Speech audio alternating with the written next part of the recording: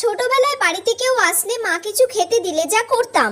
তা দিদি ভালো আছেন তো? আরে হ্যাঁ হ্যাঁ দিদি। আজকে এই আন্টিটা এসছে আর এই আন্টিটাকে ভালো মন্দ কিছু খেতে দিলে আমিও খেতে পারবো। তোমার মা আমাকে বিস্কুট আর চা দিয়েছে, এই নাও তুমিও দুটো বিস্কুট খাও। হ্যাঁ দাও।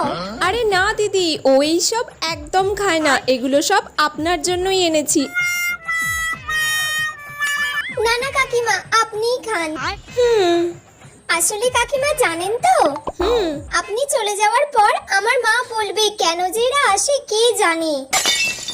ফালতু আসে এরা বাড়িতে, আমাকেও চারটি চারটি জিনিস কিনে আনতে হয় দোকান থেকে, তার থেকে না আসতেই পারে, তাহলে আমার টাকাটাই বেঁচে যেত।